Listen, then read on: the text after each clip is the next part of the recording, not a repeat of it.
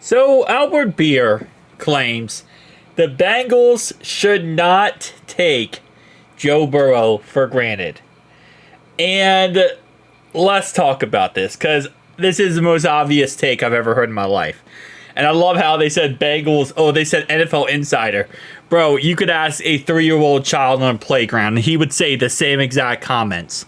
But he said, I think he's done a lot to change the face of the Bengals the last few years. Here they are, and he did everything he did to come back off the wrist. And it feels like they are the same old... They feel like there are some same old Bengals things happening. And listen, right? I don't... Even with Joe Burrow being as good as Joe Burrow is, which is a generational talent, which is the best quarterback in the league, which is a quarterback who could win multiple Super Bowls and MVP awards. The facts are the facts. This team is still ran by Mike Brown, as it has been since the beginning. It's still ran by Duke Tobin, as it has been for the last 24 years. It's still ran by Zach Taylor, which obviously at this moment in time he's only been here for 5 years. So that's not as much. Again, it's the front office. And you're not gonna... The sad part is, right, Albert Breer is correct. You really should change your ways. You should change everything.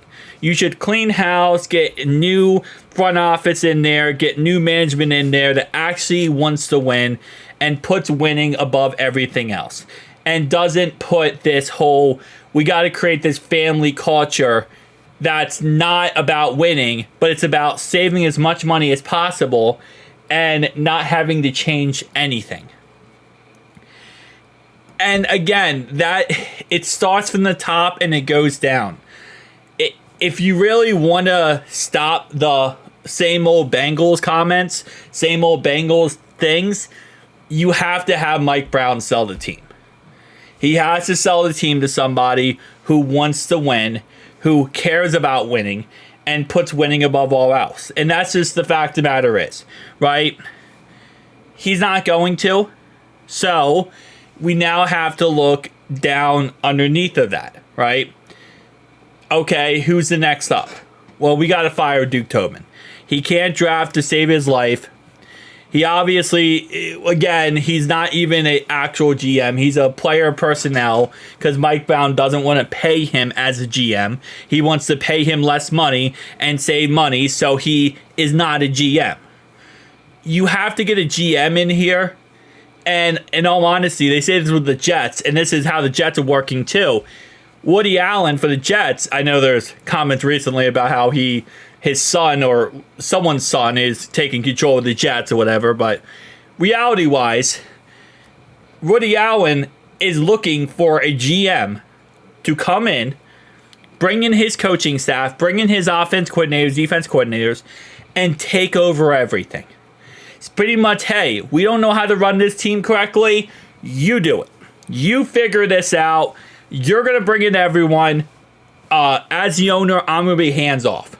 Obviously, also, Woody Allen is thinking about joining the administration, president administration. So his brother is going to be the guy who takes control anyway. But that's kind of what I feel like. If you're not going to sell the team as Mike Brown here, that's what you need to do. You need to get somebody, a GM in here, and he needs to bring in all his guys and take control. And this is why, again, there's a lot of reports about potentially Bill Belichick. Now, Bill Belichick went back to college, so that's not going to save anything or fix anything in that department, and it is what it is, right? But again, you have to get someone in here who can get that done, who can figure that out. And I don't know who that guy is at this point, right? Now, if you're not going to fire Duke Tobin, you have to go down the line, okay? Well, you have to fire Zach Taylor, right? You got to do something. You have to do something. And the rinse, cycle, repeat crap is getting old and old and old, okay? It's getting to a point where it's just repetitive as crap. And unless you make a move, which this team has not made a move, when offense coordinator Brian left. Brian got a head coaching job. We didn't fire Brian. Lou Anarumo has been the coordinator for a bit now. Unless you fire someone, which again, Marvin Lewis, we took 15 years to do it, you're not going to go anywhere. Nothing's going to change. And I agree with Albert Breer. I do. I think if you're the Bengals, you have to be really careful now. But the problem is, the front office does not care. Like, this is not the first quarterback they have treated in a very negative way. It's not the first great player they have treated in a very negative way. And you have to understand this front office does not care. They don't. This is not a situation where they're like, oh, we have to be careful. No, they see this as, oh, you're telling us what to do? Yeah, no, you're not going to do that. You're not going to tell us what to do. We're going to handle it the way we want to handle it. And the way they want to handle it is do nothing. And hope that something fixes itself. Or the player just accepts it and just goes on with it. And again, like I said, the only way, in all honesty, that this pressure is going to get put on the front office and the coaching staff and the owner, Mike Brown, is the lease for Paycor Stadium. It comes up in 2026. Okay? They want us taxpayers to pay for that lease. They want us taxpayers to help pay for it. We're not going to.